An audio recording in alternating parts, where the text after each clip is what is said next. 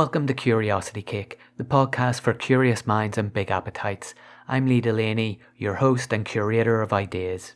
I've got a really great episode for you this week. I'm talking all things ants with real-life ant-man, Balint Kacsoh.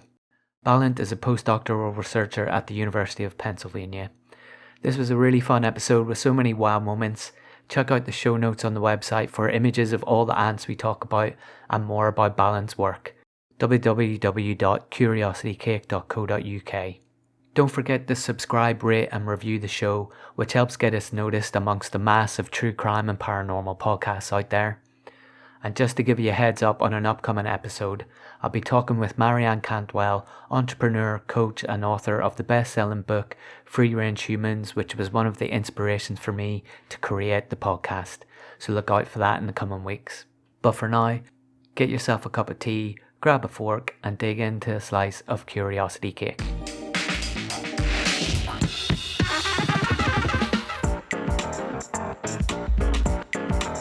Curiosity Cake. Balint, welcome to Curiosity Cake. Thank you, Lee, for having me on today. It's a real pleasure. Thanks very much for your time. I think this is a really exciting subject. So can you start off by giving us a bit of your background and how you got into studying ants? Yeah, so I've been interested in the science track most of my life, whether that be studying in a research lab or even medicine. My parents are immigrants from Hungary, and both of them went through medical school.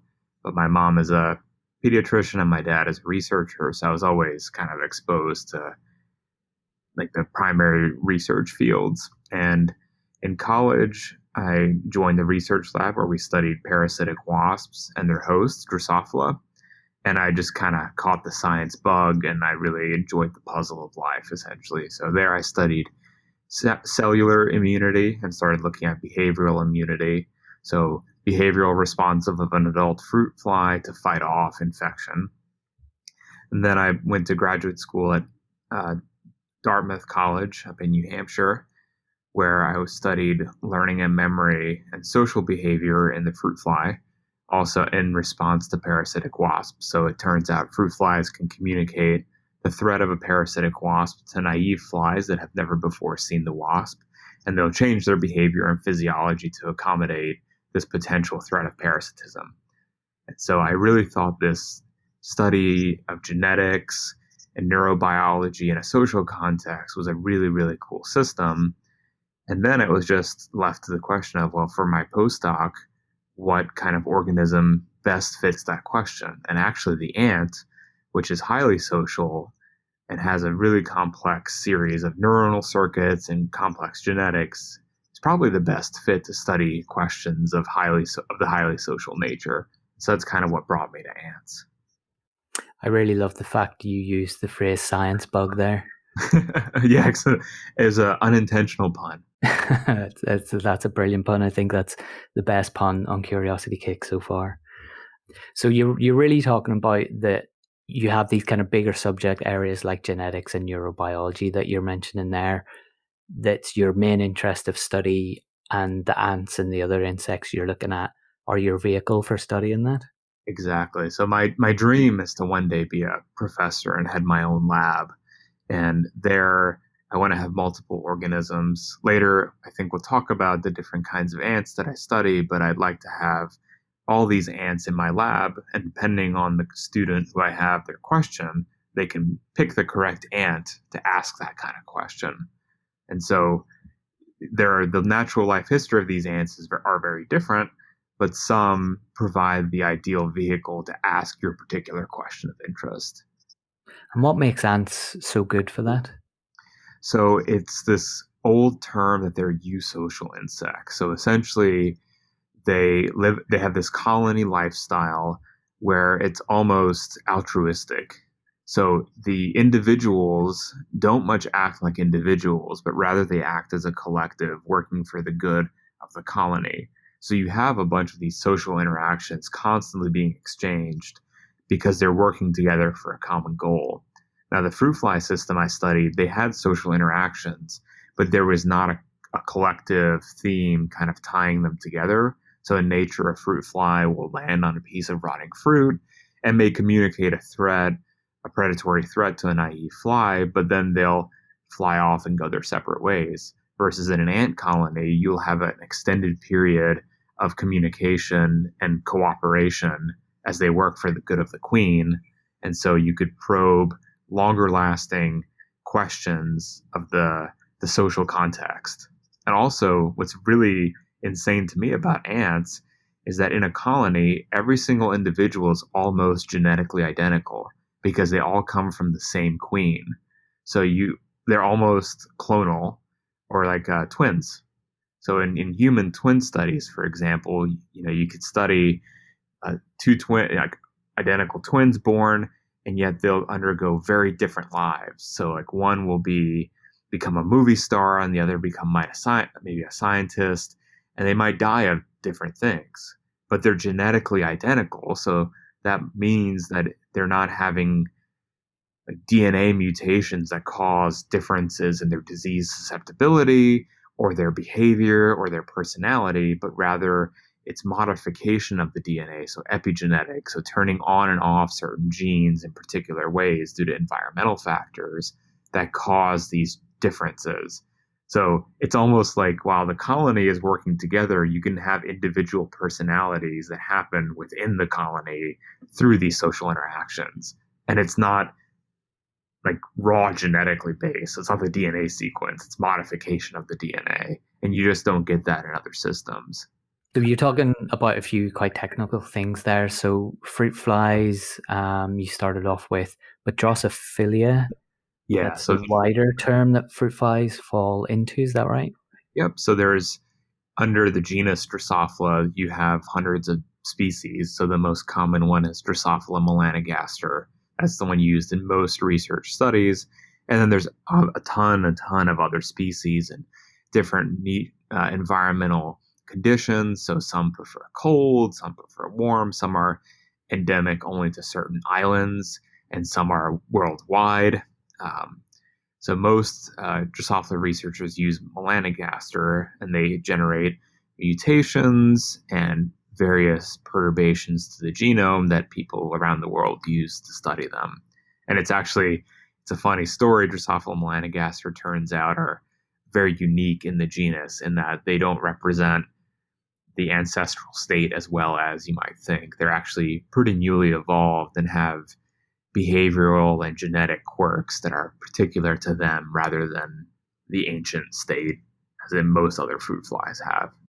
To some extent, you've graduated from studying mostly around fruit flies to ants? Yeah, in a way. I think I wanted to be able to have this more advanced social system to study. So while flies are a wonderful system to study fundamental questions of biology, and even more so because the genes that you can study in a fly or an ant are conserved in humans. So, for example, in humans, mutation in the gene FMR1 causes Fragile X syndrome that manifests with cognitive defects. And you can actually model this in a fruit fly. So you can remove that same gene, and they'll also have cognitive defects. The same, and even in the ants, you can remove this gene and it'll have cognitive defects. And you can do drug studies where you can give them a drug and see, okay, does this help the cognition defect that you observe, or does it make it worse? But there are some of these mutations that affect social interactions, like autism spectrum disorder. You can model in a fruit fly by making a mutation, but because they're not very social animals, like humans, for example, you might only be studying one dimension of the characteristics. But in an ant that's highly social and communicates with individuals constantly, if you make the ant essentially autistic by removing some genes, you could see a much more of a variety of behavioral traits that could be more representative of what happens in humans. But I really like that complexity. Yeah, and that variety then, as you're talking about that, I'm really wondering, how do you go about measuring cognitive defects in insects or any kind of cognitive element? It's a very good point. So we have in fruit flies, I studied memory and learning behavior. And so there's a couple of different experiments that you can use to measure how well an insect learns.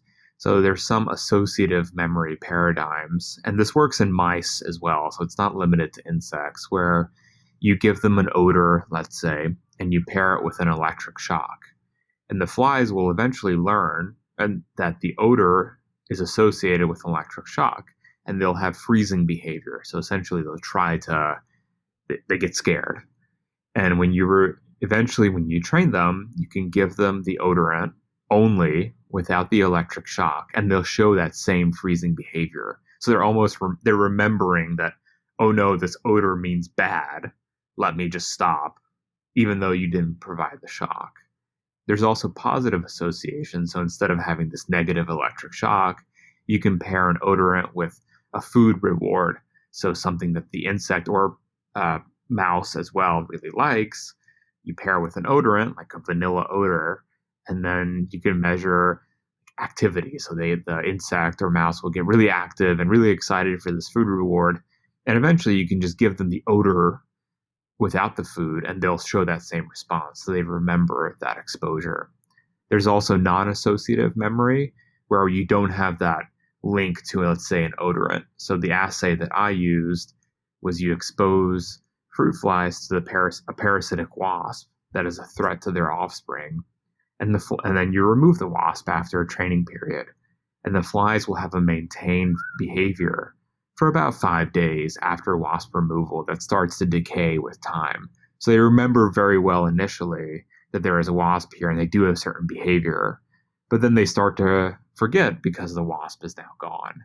And so a cognitive defect would be if you mutate or remove a gene that is involved in cognition and memory, and you run this mutant fly or ant or mammal through a test, they don't remember compared to control animals. And that's how you know, okay, this gene is important in either the acquisition of the memory or the maintenance of the memory.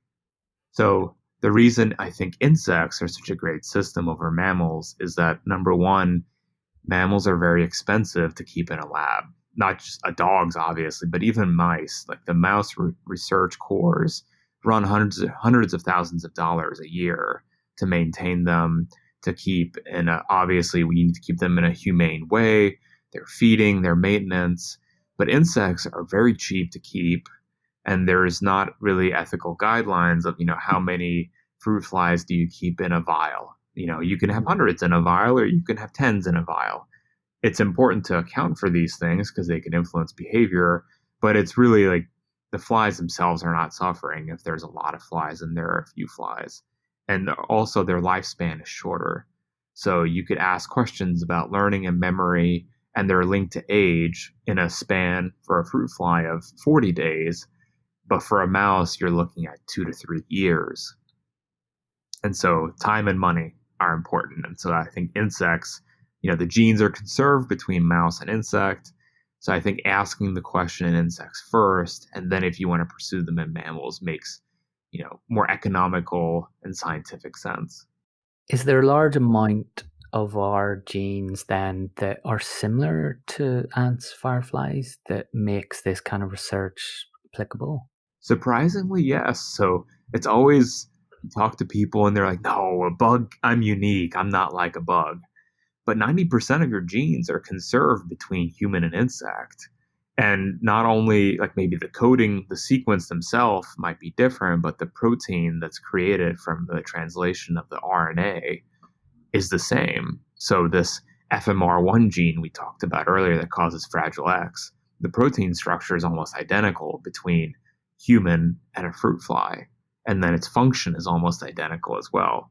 Now, of course, there are insect-specific genes. For example, ecdysone regulates how quickly an insect goes from a larval state to an adult. So, of course, we don't have that because we don't develop in that way.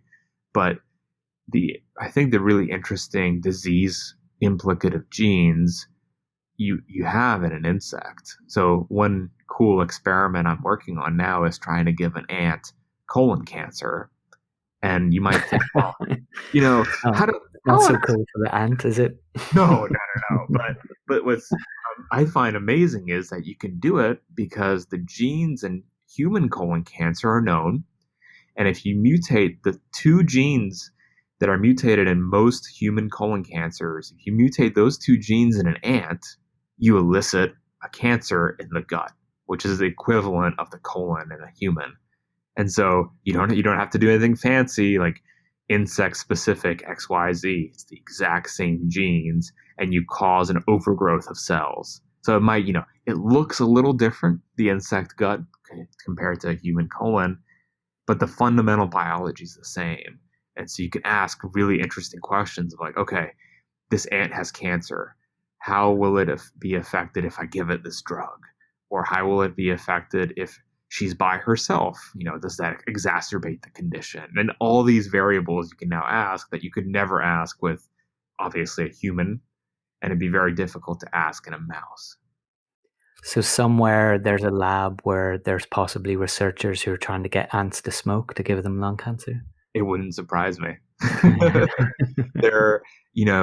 Ants, the way insects breathe is also, I find, fascinating, right? They have a mouth, so you might naively think, well, they breathe through their mouth, right? No, they actually breathe through their skin. So if you were to blow smoke into an ant nest, it's going in through their exoskeleton. That's where their breathing apparatuses are. And so they're just like all over being coated throughout their system with the smoke. So you could essentially be inducing lung cancer that way, and maybe even other cancers as well, because their lungs are essentially throughout their whole body. Oh, sure. Yeah, that would be a whole lot of different cancers all at once, wouldn't it? But that might be cool too. It's your imagination is really the limiting factor here, which is what I find to be really exciting about insect studies. There are going to be some vegetarians, vegans listening to this that aren't going to like that bit. Well, it's for their health benefit too, I think that's a good place then to get into what makes an ant an ant. Yeah, so it's a very good question is, what are ants and how did they get here? And so the study of ants in the classical term is called myrmecology. So a myrmecologist studies an ant, not necessarily in the context that we've been talking about, but rather what makes their colony, what are the workers, queen, males look like, and what are the features of a particular species of this insect. And they're studying the ants for the sake of studying the ants. Yeah. So, like, how many antennal segments do they have? What's the length of the leg, the length of the abdomen, and like these very important characterizations from a natural history perspective. So, and I think it's very important to characterize these. So it's a very like a taxonomical approach. And in modern times, you can also do a genetic approach. So you can sequence the genome and kind of see, okay, I've found this, what I suspect to be an ant. Let me compare it to other genomes that were sequenced that have been defined as an ant and see how closely related or not it is. And that's kind of how people discover new ants all the time. Now, feature-wise, what creates an ant? In modern terms, there needs to be within the antenna essentially an elbow, so that the antenna comes from the head. Essentially, then you have an elbow joint, and then a second antennal segment that can then pivot and move around this joint. So the antennae are a very important feature. Its body plan is also conserved to be defined as an ant. So you have the head, you have an abdomen, you have the petiole, which connects the thorax. So the head connects to the thorax, the petiole connects the thorax to the abdomen. And so this body plan has to be in place to be defined as an ant. It also has to have 6 legs. The reason I point this out is because there's actually spiders who mimic ants. You can Google it. These spiders will tuck, they have 8 legs. They'll tuck 2 of their legs up and make them appear as antennae and actually trick ants into welcoming them into their nest and eat them, which Wow. is, nature's amazing. That is amazing. And then you might think, well, a colony should really be a function of an ant, right? Well, it turns out not so much. There are ants defined as ants that have colonies upwards of 20,000 individuals. And then there could be colonies that have as many as 10. So the colony number And really, the definition of how colonies happen is not a fixed definition in what an ant is. It's assumed that you'll probably have some flavor of colony structure, but it's not a ubiquitous term. And so ants have been around about 168 million years is the earliest sample found. And actually, this was a publication that came out a few weeks ago describing the hell ant. So it's a very unique looking ant that was preserved in a piece of amber, and it's attacking a prey. And so they did a 3D reconstruction of this individual attacking a prey through CT scans of the piece of amber, and they generated what ancient ants really look like. And it was very much a hunting behavior, active hunting of living individuals. They had very big teeth and they had very big eyes for these visual hunting behaviors. That's kind of breaking news then. Yeah. Yeah, and it's a unique name because of its large jaws. They call it the hell ant. I should say at this point that we'll have some images and photos of all the ants that we talk about that people can have a look at while they're listening along as well, so have an idea of what it is that we're actually talking about. Yeah, definitely take a look at the hell ant. It's a thing of nightmares. So in terms of their evolution, one of the things that I read that I wanted to ask you about was a suggestion there was a period around 60 million years ago where ants might have been a dominant species on the planet. Yeah. Is that right? Or is that something that's just been made up?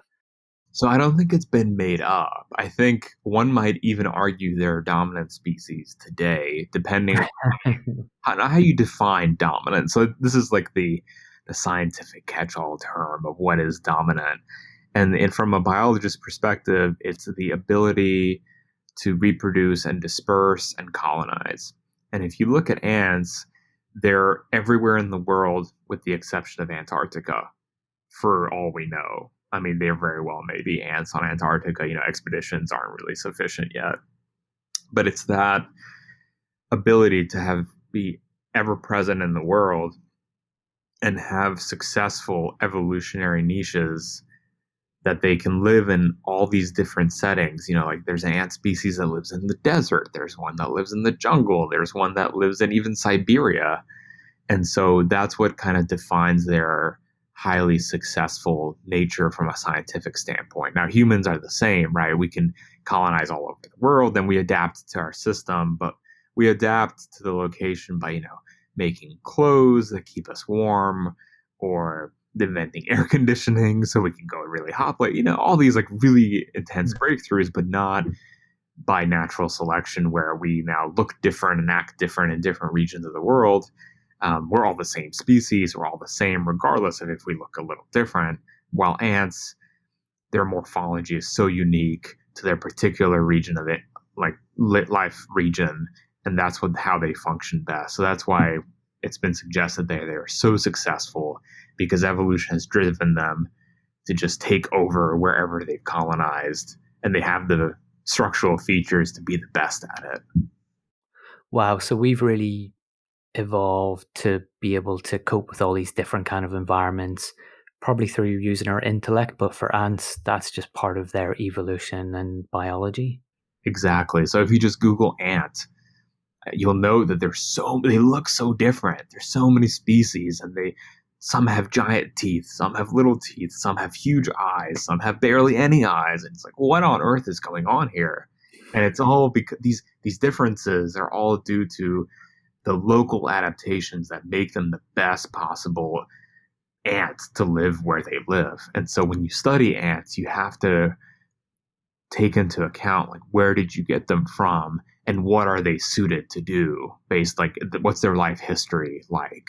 And these traits kind of define what makes that ant so unique. And even nowadays, like, if you look at how much of the biomass in the world is made up by ants, some studies have it between 15 and 25% of the total biomass on Earth are ants. And that's just nuts to me, right? Like, you think of all the thousands of animals you could think of, and you're like, oh my God, they barely make a dent compared to ants. And the biomass, is that just accounted for animals?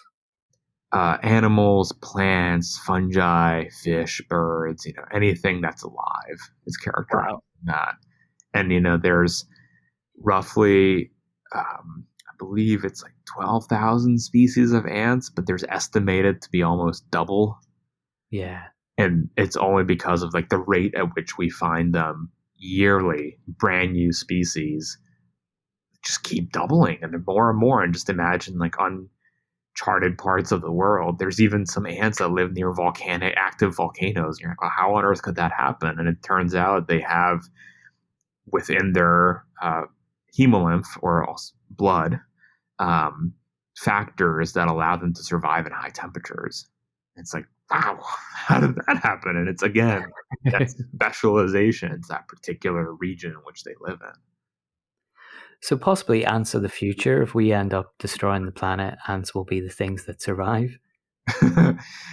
They may very well be, yeah. A little doom and gloom kind of look at it, but I mean, they're so dominant and there's so many different adaptations that they have. I don't know, like if there's any that are really not susceptible to radioactivity, like the cockroach, but chances are there probably are some out there. There was a study a few months ago where they went to Chernobyl and they found a colony of ants living under the abandoned reactor.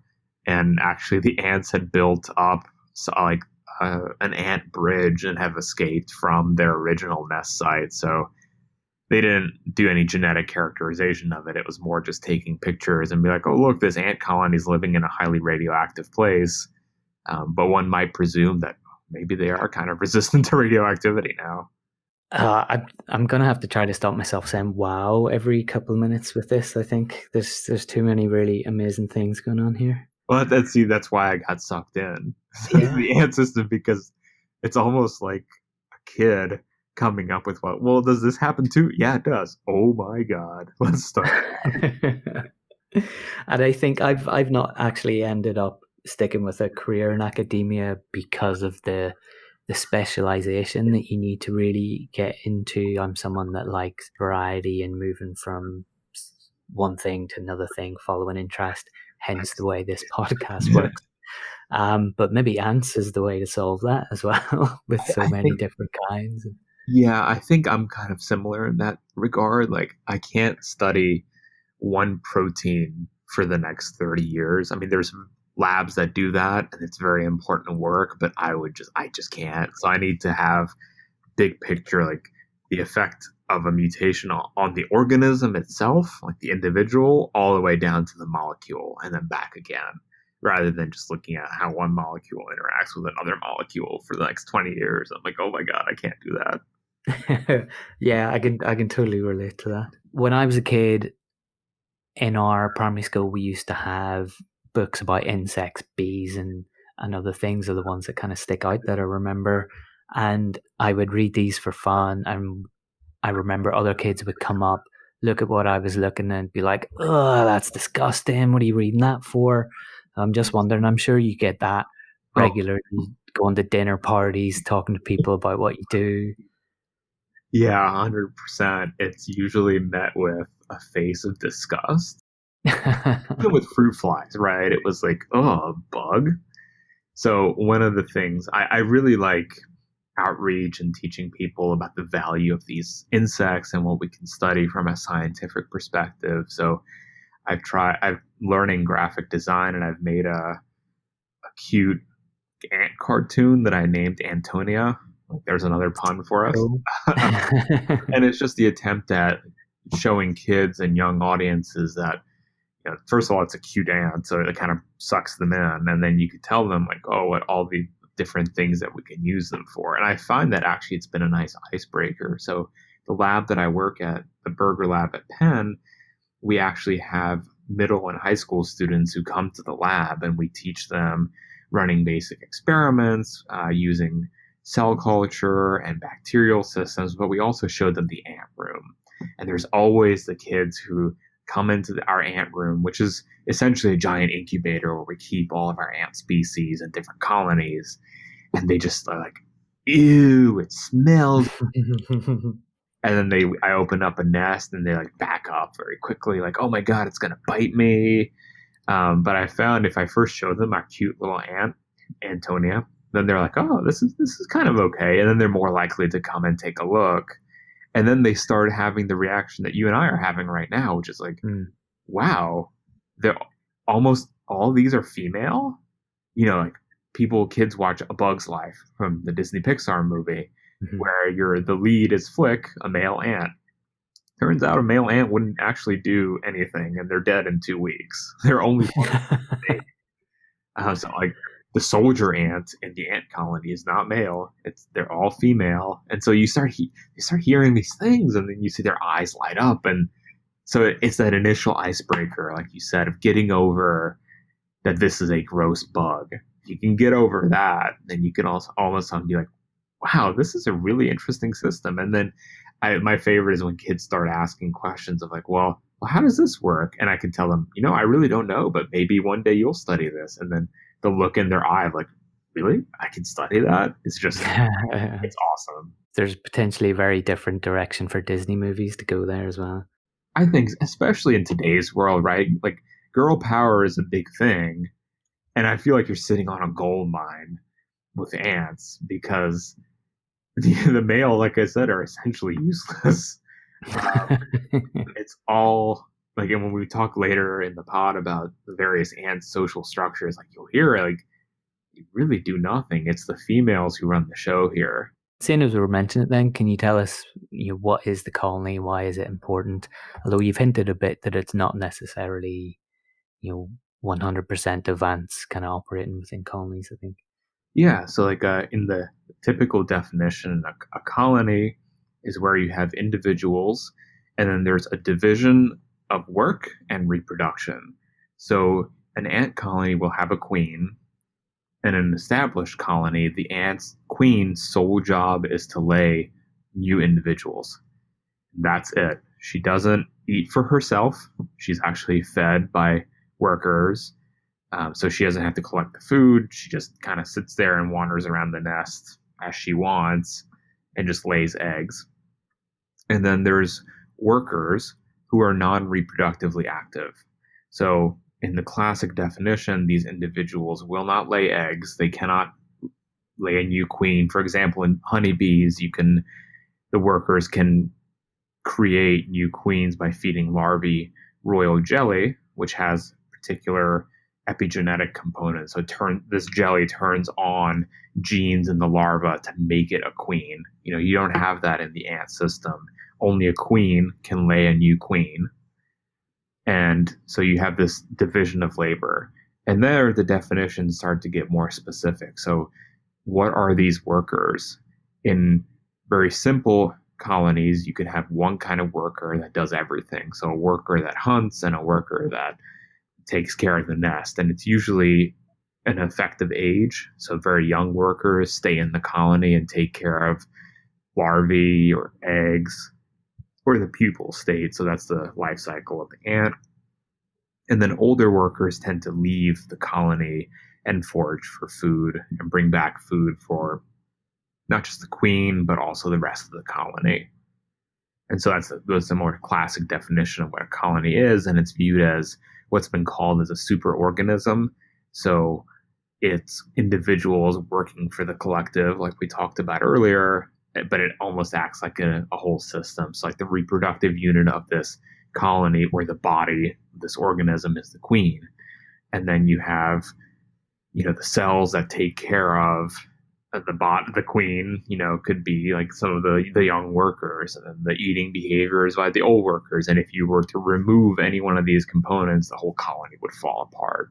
Is the colony then related to what you mentioned earlier? Is that all the ants in the colony are almost genetically identical? Exactly. So there are cues, and they vary. We'll talk about later the different types of ancestral state colonies and more advanced colonies, but they have marks, whether that be olfactory, so each colony smells unique. So you can actually measure what odorants are on the exterior of an ant by soaking them in pentane.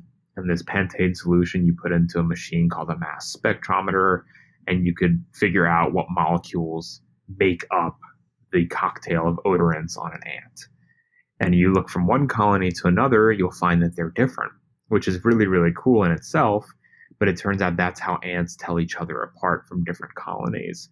And so they can tell, like, are you my sister because you smell like me? So it's almost like an immune recognition. Like they recognize self, so they don't attack self.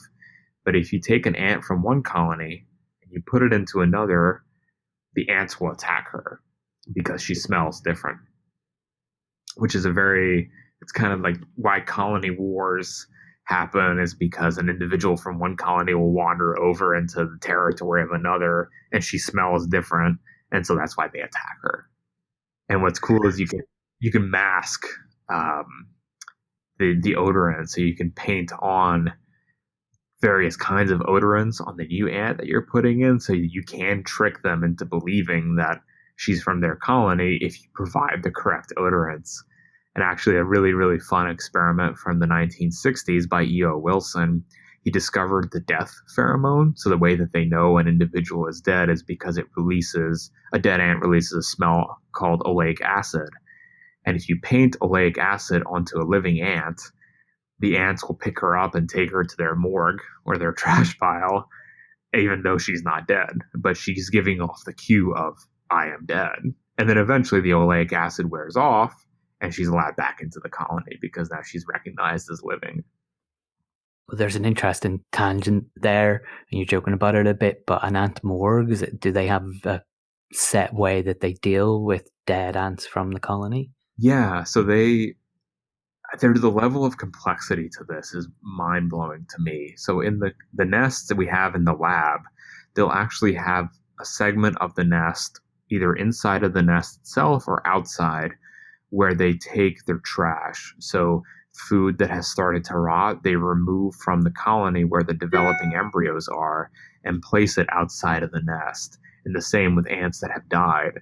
And the hypothesis is that this is to prevent infection or fungal spores to take over the developing individuals within the colony. So there's not necessarily like a ritualistic behavior like elephants where they pass a dead elephant's tusks around, but rather it seems anticipatory and cleanly to take care of your trash and your dead by moving them outside the nest so that whatever caused their death doesn't spread to healthy individuals.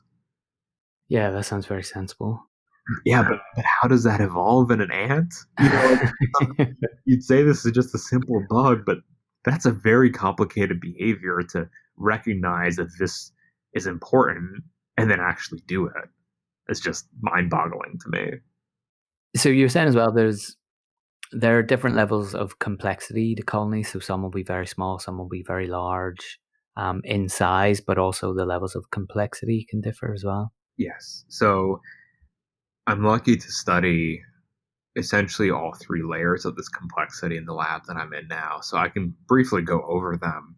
So we'll have images, I believe, for these as well. So if any of the listeners want to check out what these ants look like, what we think the most ancestral state is this ant species we study called Harbignathus saltator. And if you take a look at the pictures, you'll notice that they have really, really big eyes and long pincers. And so their life history is important here. And it turns out they're very, very visual hunters. So we actually feed them live crickets that they catch with their pincers, and then they actually sting with a venom that they have in their abdomen. And this venom is a paralytic. So they paralyze their prey. They feed this cricket to either themselves or their offspring. So the larvae will eat this cricket as well. And then once the animal dies, they no longer eat it. So they have a preference for living animals. If the animal has died, they never recover from the paralytic. I should say that as well. Once the animal dies, they put it into the trash pile, so you have to constantly clean their nests. And if you look at the social structure of these ants, it's very basic. So by that I mean the queen does not look any different than a worker. They all morphologically look alike. So how do we know who's the queen?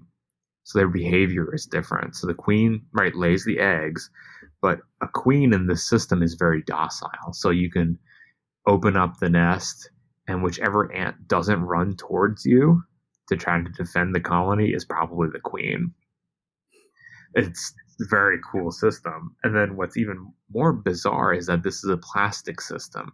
And by that, I mean any individual in the colony can actually become a queen after they've hatched as an adult, which is unheard of in other ant systems. And this is most likely to accommodate a queen loss. So if you remove the queen, the worker ants will actually start fighting with their antennae, and we call it an antennal duel. It doesn't hurt any individual ant, but rather they flick each other with their antennae constantly over the course of 7 days. And each day, fewer and fewer ants are fighting until you have one ant that has won. I don't know what signal goes into this to determine who wins and who loses, but the winner actually has then activated ovaries. So she will start laying. And what's even more amazing is that her lifespan multiplies by 6. Even so, she's genetically identical to the worker, but for some reason, her lifespan now multiplies by 6. And we think that's due to epigenetic regulation. So there's some kind of same DNA sequence in the worker and the queen, but whatever DNA sequence that's important for lifespan extension is now turned on in these ants.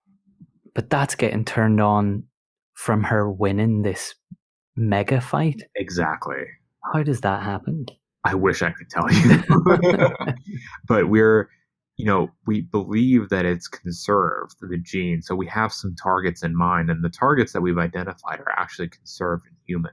So it'd be really cool. The sales pitch is always, we want to make grandma live longer, right? Everyone loves their grandmother. It'd be great if she could live longer. So like if we could turn on this gene, she could actually live longer. And it's not just that these ants live longer, but they're like more geriatric the longer they live. So a typical worker lives 6 to 8 months, and this newly anointed ant queen will live 4 years.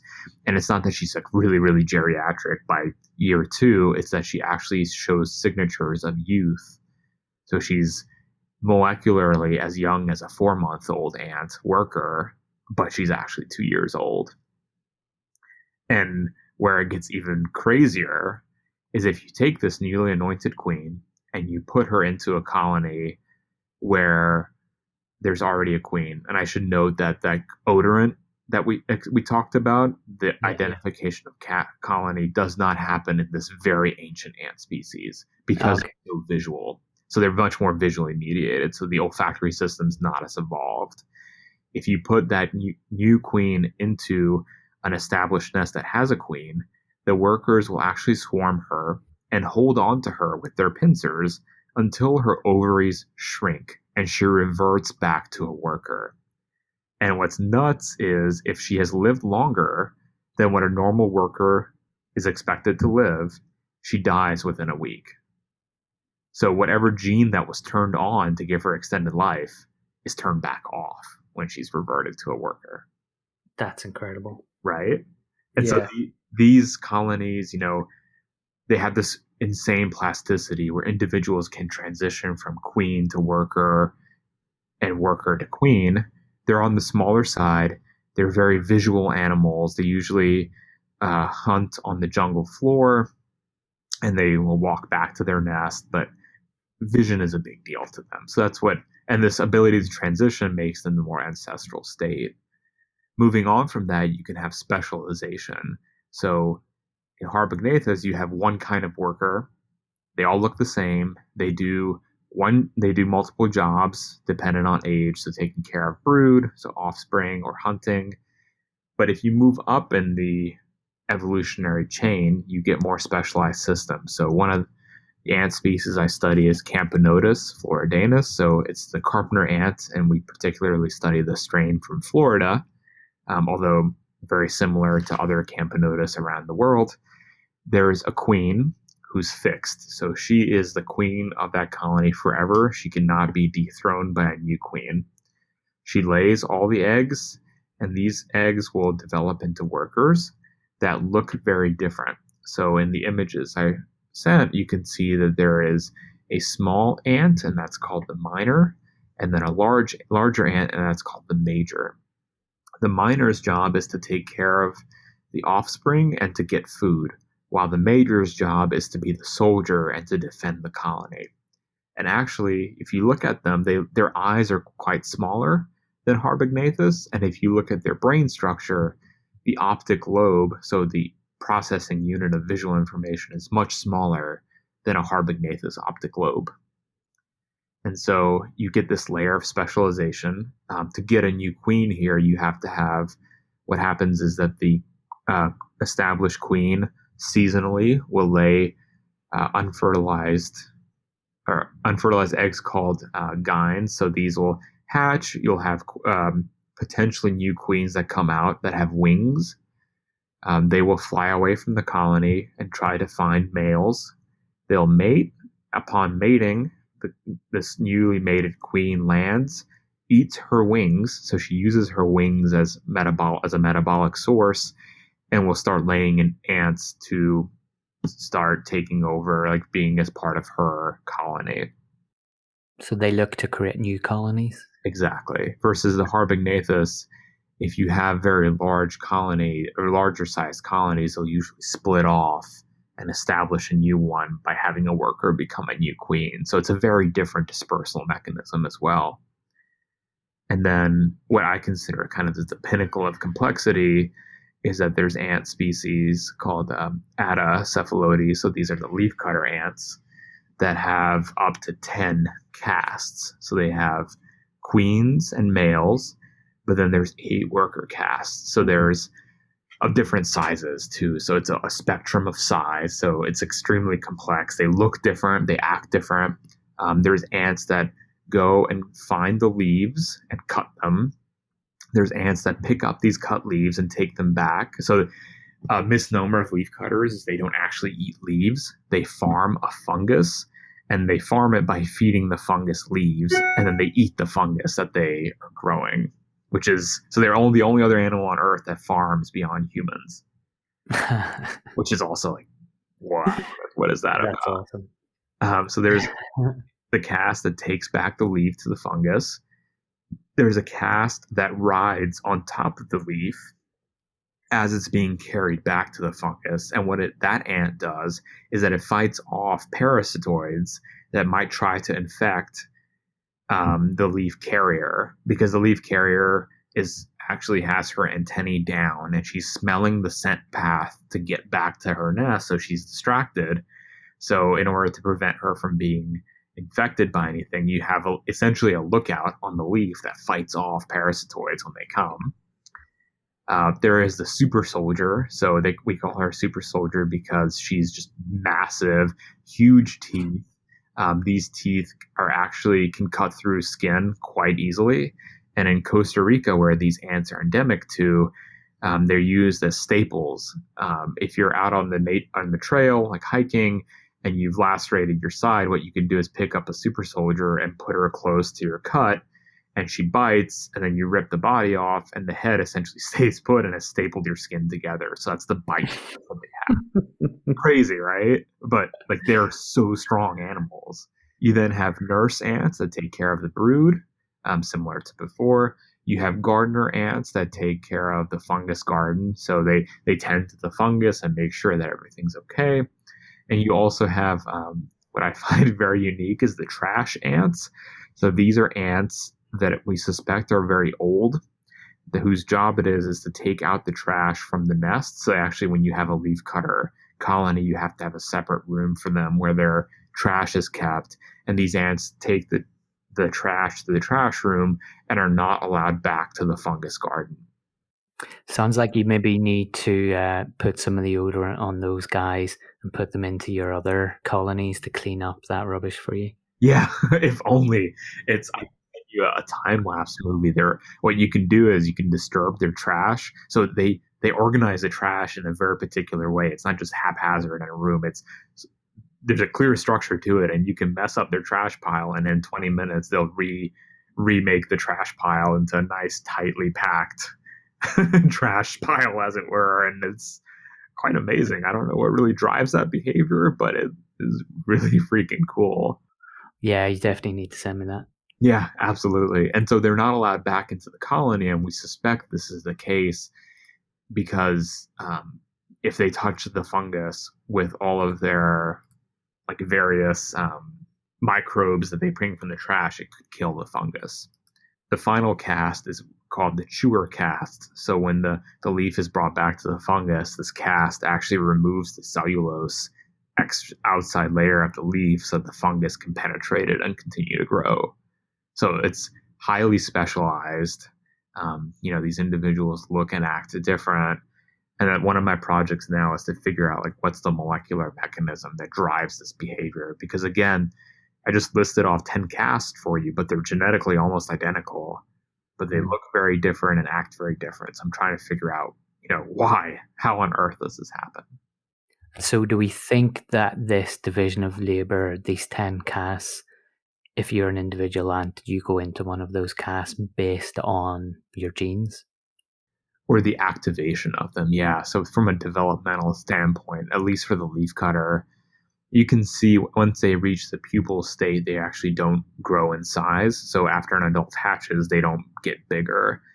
And you could tell with the pupal state what they're going to be. So the super soldier pupa is huge and the nurse pupa is really small. So we think early in life there was some kind of cell fate decision to turn off the series of genes that make you a super soldier and turn on the genes that make you a nurse. And what that deciding molecule is, we don't know. I mean, right now we also don't know what genes are active in a super soldier, like in the adult stage, and how does that compare to the active state of a nurse. Actually, that's an experiment I'm planning to run in a few weeks to sequence that and figure out, okay, well, what are the genetic differences in the adults? And then we will go back in time to the developmental stage and see how they correlate. So it sounds like over time they can change which caste they're in certain colonies. Yeah, there seems to be an age effect where older workers tend to be, I believe, doing what would call the more dangerous behavior of leaving the colony and foraging for food, because there's a higher likelihood that you're not going to come back from that or you might die versus if you're within the nest itself. And it makes evolutionary sense to not have the young ants like switch it, right? Like have the young ants leave and the old ants stay in and take care of the brood, because you could have a huge disparity between the numbers of the two castes. It just is a function of how often they can come back.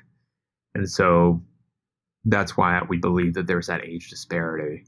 And as a tangent, what's really cool is you can induce behaviors of different castes in the fixed caste. So, for example, in Camponotus, the minors forage and the majors never forage. It's a very easy system to look at.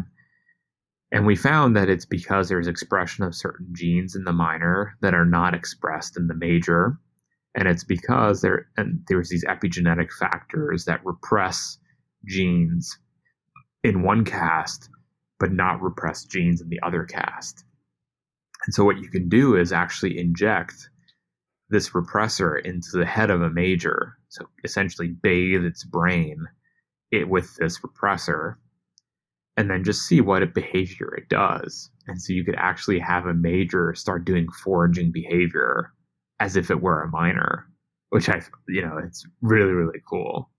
Can you do the reverse of that? You can, although injecting minors is much harder, as I'm currently finding out. They're much smaller, so their head space is almost all brain, versus the major's head space. It actually has the same size brain, maybe a slightly bigger than the minor, but most of the major's head is full of muscle, and this is to control its bite force. But you can inject a minor with the opposite kind of activator, and you can drive it to be more of a patroller, and it won't forage, it shows there's a level of plasticity there that nature's not taking advantage of, right? But it's probably suggesting that that's the more ancestral state, like in Harbignathus, where the colony can adapt to what it needs. And I suppose there's an issue there where if you're using the minor, it's not going to have that head size that gives it that strong jaw. Yeah, so you can drive it to start attacking which is cool enough on its own, but your output for the experiment has to be slightly different. You can't measure bite force as a function of how aggressive you are. We just have to look at the fundamental movement behavior that the ant has, because while the miner does have little teeth, it's more for picking up food and bringing it back to the colony rather than attacking it like a Yeah, living host. you potentially ended up with a heavyweight fighting a flyweight or something like that. Exactly. Yeah, so I whenever I go into a nest, I wear gloves, but on the off, I get plenty of ants just on me. And when a miner is biting you, it's like, oh, that's cute. It's a major of Camponotus. They can't puncture your skin, but you do feel it. Like, oh, I have a major on me. That's not good. They actually try to cut you, and their defense then is to spray formic acid into the wound. Naturally, is how they fight. Yeah. I've never, they don't cut human skin well enough to actually be able to spray unless they latch on to like a place where you're already cut. The bigger threat is the leaf cutter super soldier. If you're not paying attention, you could get sliced open by those guys. And has that happened to you? It has. One time I wasn't paying attention and I felt something running down my hand and I was like, oh, that's blood. Is that a bit of a rite of passage if you're someone who researches ants? I feel like it has to be. And it makes for a great story too. Yeah, a real badge of honor. Exactly. So where's that scar from? That's from an ant. So you've gotten into a high level of complexity, but there's also a thing called a super colony. So how does that fit into that level of complexity? So with the higher level of colonies, I think it's still represented by the leafcutter, right? So we have currently queenless leafcutter colonies. We have a partnership with the Liberty Science Center in Jersey City that allows us to bring back individuals of various castes and we can examine them. However, in nature, there's leafcutter colonies that are upward of 20,000 ants, and they have huge series of tunnel systems, and it's this massive workforce. And you might wonder, well, how on earth do they keep to their task?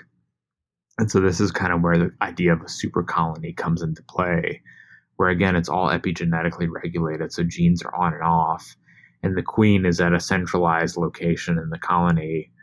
The super work majors are patrolling her area. They actually pick her up and move her around to different regions of the nest. So it's almost like an indentured servitude dictatorship where they're working, the queen's in quote unquote in charge, but if you actually look at it, she's not free to move as she wants. She's picked up and moved elsewhere to like a nesting like nursery that is low on new brood.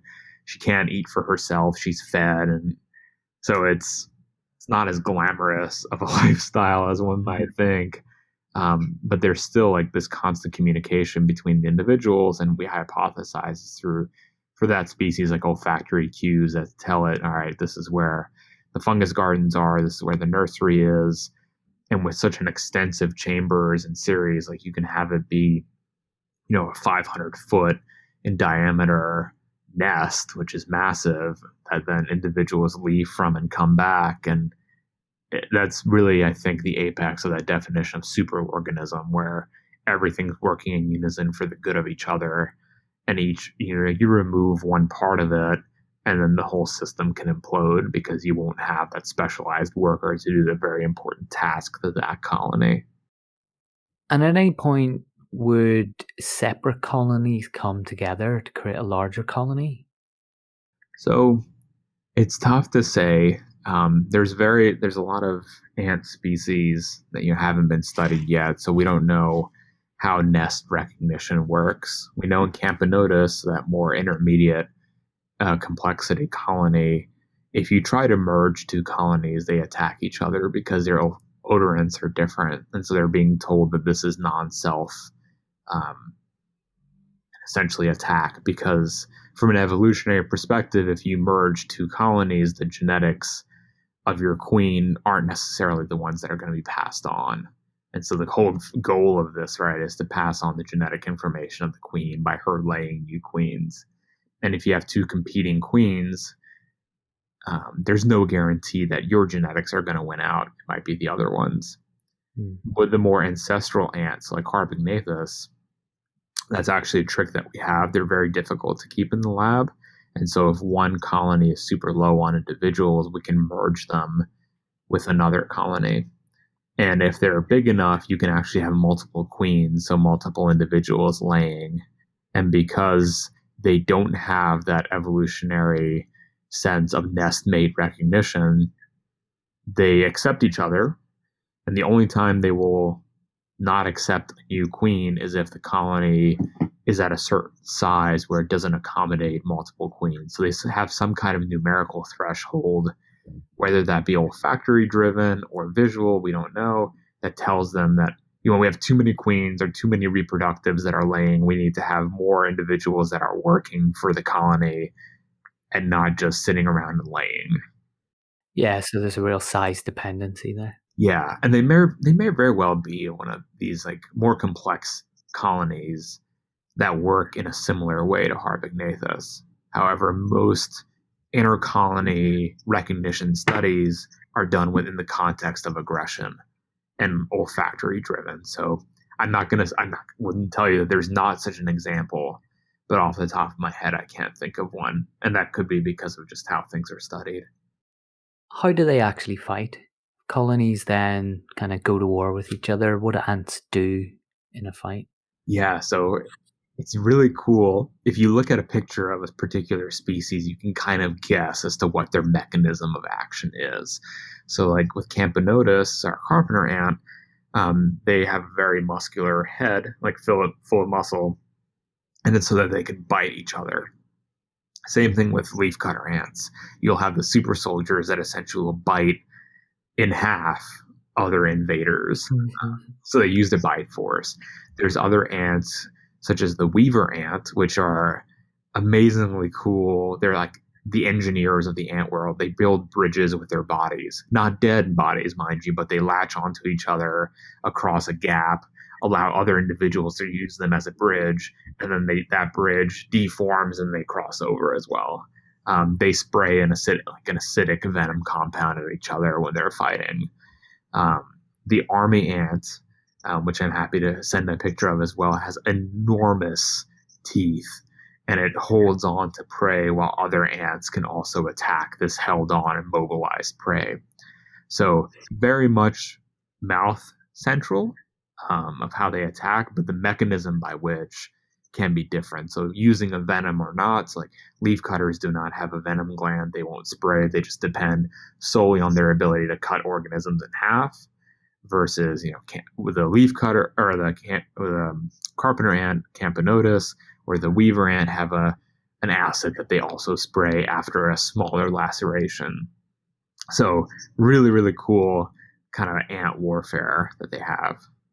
And you mentioned there carpenter ants a couple of times. So there's carpenter ants, I think fire ants, where maybe humans and those types of ants don't have the best relationships.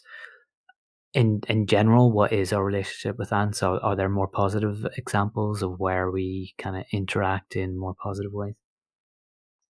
So offhand, the reason I think we talked about earlier is people have kind of a visceral negative reaction towards insects is because most of the interactions are considered negative. So like the carpenter ant, right, can dig into wood and ruin a home, where the fire ants tend to be invasive and kill off hosts, and they actually, can sting us. Or same with the cow ant in the south of the United States, have a really, really potent bite. But there are ants that do, I think, that undergo behaviors and functions in a natural history context where they maintain the environmental status quo. So taking out negative insects as a part of like the environmental niche that they're in. By negative, I mean insects that can cause destructive damage to plant life and other animal life that we might take for granted. So if you remove the ants, the ecosystem would pretty much implode around that. What they do is very important. Even certain ants that we find very aesthetically pleasing, like the leafcutter, They can be beneficial if they're cutting certain kinds of shrubbery that want to be kept back. However, sometimes they can be near a farmer's field. They can cut, leaves that are important to crops and kind of devastate a particular crop. So it's very much in the context of where you live and who you're experiencing. If the ants are more on the beneficial side actively to you, but I think passively, they're so important in maintaining the biodiversity status quo and maintaining, just normalcy in the environment that we kind of don't look at and we take for granted almost. Yeah, and I think I blame Hollywood a bit for some of the negative perceptions. I'm sure I remember as a kid watching some movies where ants were swarming all over people, eating them, just taking over the world. Yeah, I think there is a species of army ant that, like in the jungle, that will swarm on you and will eat you if you get in their way. The videos you can find on YouTube where you have thousands marching across a jungle floor, devouring everything in sight, is true. But the amount of times it results in human fatalities is nothing like what Hollywood would say. But You have to be really in the wrong place at the very wrong time. yeah, and you can move out of the way, right? You don't have to run. Is that it? You're just in their way, so instead of moving, they just eat their way through you? That's what it seems like. So there's not like studies right on this because it can be considered dangerous, but there almost seems to be a trajectory by which these ants are moving, and they're eating whatever they're coming across and establishing a new colony elsewhere. But I don't know, in Hollywood movies, you're always running away from them on their trajectory. But hopefully, Hollywood movies like Ant-Man and the Avengers kind of can highlight, oh, ants are kind of cool. Yeah, well, this was one of my questions as well, is representation of ants and maybe some of the other insects that you've studied in movies. So I'm really thinking of things like David Cronenberg's The Fly and Ant-Man and Ants and A Bug's Life and those things. Yeah, so like when we mentioned, like Bug's Life and ants is a pretty poor representation of what happens in ant colonies, primarily because the male is the hero, right? You would never have that because the male's only function is to mate, and then like seriously, the lifespan is quite crazy. Like in our carpenter ant, the majors live roughly a year and a half. The minors live about a year. The queens can live up to 20 years, and the males live 2 weeks. Right. So not enough time to save the colony, number one. Number two is that males have wings. So you'll note in ants and A Bug's Life, the males do not have wings. And the reason they have wings in the biological context is to fly out from the colony and mate because they want to disperse their genetic information, right? A queen ant, which is also crazy, if they live 20 years, they'll only mate that one time when they were winged. So they don't have internal mating within the males that they produce. So the male needs to be able to fly away and flick, and I forget the ant's name in the movie Ants. They don't have wings. So not exactly the ideal representation. Also, there's other males, like the soldier ant played by Sylvester Stallone in Ants is a male. You'd have all females. So more of the Valkyrie from Norse mythology would be your army, like a bunch of really powerful women leading the charge rather than big bulky Sylvester Stallone. Although he sells tickets, like that's not exactly accurate. For Ant-Man, actually, they had consultants who worked on ants. So one of our postdocs in the lab that I work in now actually was a consultant on the original Ant-Man, of how they portrayed the ants from the level of when Ant-Man is learning about the various species at his disposal. Those are actually quite accurate. The fire ant forming rafts on a water source, the crazy ant that can attack and conduct electricity, all these are real. The only qualm that we entomologists have with Ant-Man is the ant that Ant-Man rides, who has wings. He names Antony. Antony is actually Antonia. That's a female queen. Because of you can tell based on the size, it's a very large ant with a large abdomen. So presumably those are ovaries and not at all. And it's actually Camponotus. So it's the same species we work on. Doesn't at all look like the male. Very funny, but the males have super tiny heads and super tiny brains, presumably to accommodate the fact that all they need to do is mate and not make any real cognitive decisions for the good of the colony. Yeah. But Ant-Man is actually, that movie was quite, I think, the most representative of what actually happens in biology by Hollywood so far. Balint, this has been really fun, really amazing. So many wow moments in this. This just blowing my mind. We've done over an hour and I've gotten through all my questions. So I'm just wondering, what are you working on at the minute and where's that going into the future? Yeah, so I'm actually working on a project we're close to submitting for publication, and it's looking at the effects of social isolation on the physiology of an ant. And I think this is very relevant in today's society with COVID-19 and the social distancing protocols that we have in place, where you and I unfortunately aren't in the same room discussing this, and we weren't able to meet each other, even, I mean, different continents, granted, but it'd be cool to actually be in person, right? But I know like many people working from home, not really interacting with friends or family due to like health concerns. So you may wonder, I mean, what are the effects of being alone on an individual's physiology and system? And the ant is a great system to ask this question in because they're highly social.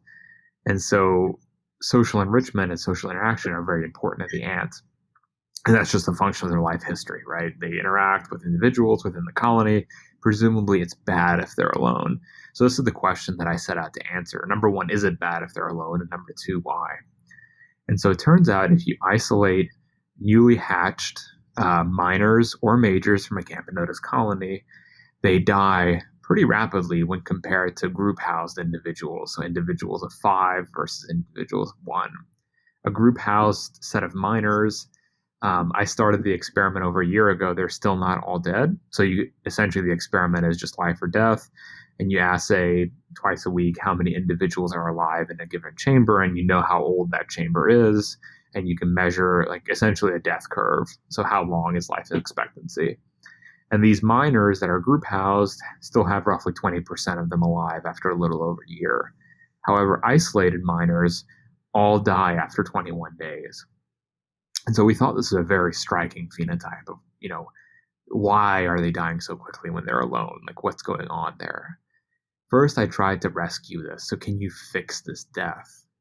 And we know these ants are very olfactory driven. So, I performed extractions on their cuticle. So, what smell defines as them.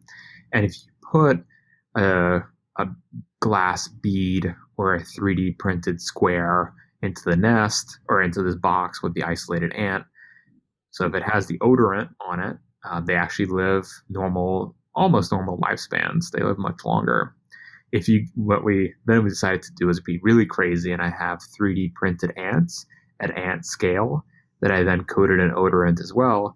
And if you do that, they live as good, if not better, than the group housed ants. So you can actually trick them into believing that they're part of a colony. And their behavior is crazy because you can see these isolated ants actually feeding the 3D printed model at the point of which that it's the model's mouth. So they're actually spitting trophallaxing food that they've harvested into the mouth of the 3D printed ant that smells like an ant. Does it matter if you're putting in just one 3D printed ant, or do you have to put in enough that it seems like a colony? So I put in one 3D printed ant that's coated with 2 ants worth of smell. So the 3D model is a little bit bigger than the actual minor, so that's how we account for that upscale with 2 ants. Interestingly, if you put the model by itself without the odorant, it does not help. But it helps more than just the odorant alone. So we think the first line of information is olfactory, and the second line might be visual or tactile information because we used high resolution imaging to get surface texture of the ant that we then superimposed on our 3D printed model. And so then we did genetic sequencing on ants in isolation, ants that are in group house, and then ants that are undergoing this rescue condition. So having ants with the 3D printed model with the odorant on. And we found some genes that are really highly expressed in the isolated ant but are lowly expressed in group housed or rescue conditions. And so those genes I've just recently tried to turn off in isolated ants by injecting them with a construct, so a hairpin of RNA, so it'll bind to the mRNAs that would express the protein, and by binding them, they'll turn off that gene and lower them back to levels where they should be rather than the highly expressed levels. And so right now I'm aging them and they look like they're living longer. So we may have identified genes that are involved in social interaction, which is really cool. It seems to have an effect on lifespan and also has an effect on brain morphology. So we know if you isolate an ant, their brain shrinks in size, presumably due to the lack of social enrichment. And this can be reversed either with the 3D printed model or by turning off these cool genes that we've identified. So, and this gene's actually conserved in humans. Never been studied in the social context in humans, but it'd be very interesting to say, measure in a human who's been socially distanced due to COVID, working from home by themselves versus someone who's quote unquote an essential worker going into a hospital and seeing if this gene has changed in humans as well. Yeah, and we're going through a bit of a giant experiment with that with kids, really. I think, interesting isn't the right word, but it'll be interesting to see what happens with this generation as they grow up. I think they're calling them the COVID generation, which is just terrible. Yeah, it's quite sad. And, this was not a planned experiment, obviously, because with this connection to COVID, because we started it way over a year ago, but it's fortuitous and we hope that it will have translational value to humans and mammalian systems, and maybe we can, any chance of fixing the isolation in the ant maybe can be translated to humans, because like you said, there could be long-term damage of being alone.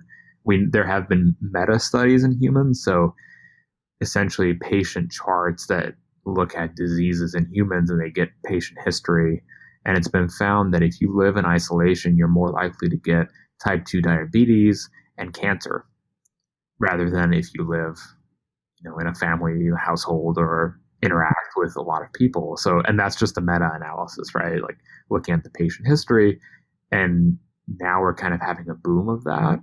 So if we can get out ahead of this and kind of figure out how to fix it in ants and translate that to humans before it becomes a problem, that's kind of a big overarching goal I have.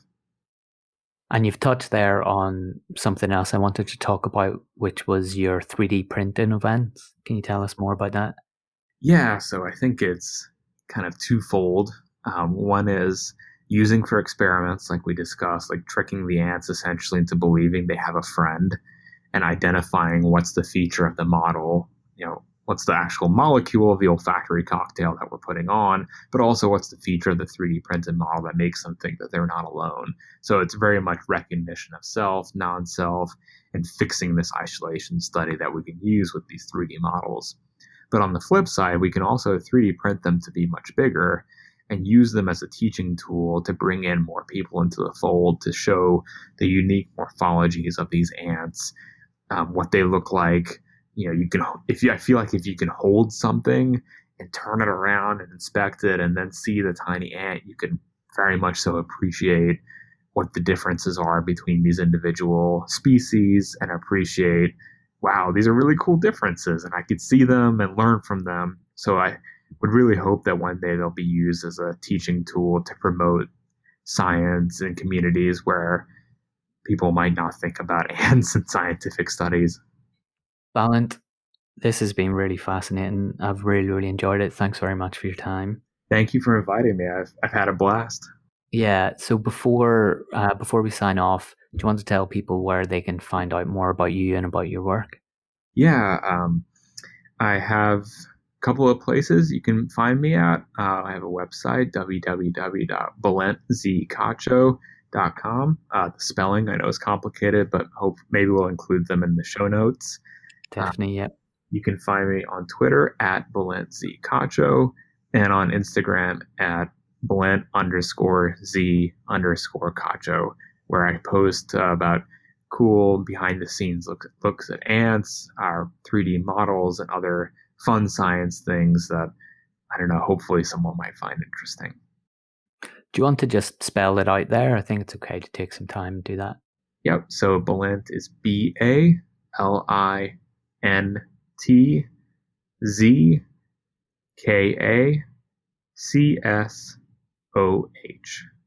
I would definitely say to people listening as well to follow you on Twitter. Your Twitter feed's been really interesting, and with these images of ants coming through regularly, it's brilliant. It's one of my favorite things to see on Twitter. Thanks. I try to promote the system because if you take good pictures, it's all of a sudden an aesthetic organism, and it's like, wow, this actually looks quite cool. And sometimes that's enough to bring in more people to find them fascinating. And the more individual people we have who are interested in the topic, I think the greater impact research can have. Obviously, not just on ants, but in any scientific field. The more accessible you make it, I believe, the better. And it's the responsibility of us as scientists to promote what we study and make it as accessible as we can to the general public. Balint, that's been amazing. Thanks. I'll let you go so you can get back to trying to give ants cancer. Thank you so much.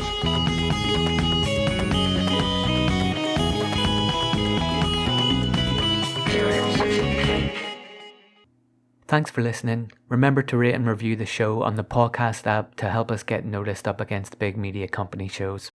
I'd love to hear what you think of episodes so far, and if you have any ideas for future topics, so get in touch by email info@curiositycake.co.uk or on Twitter @curiosity_cake.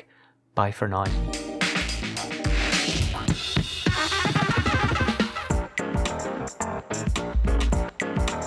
Curiosity Cake.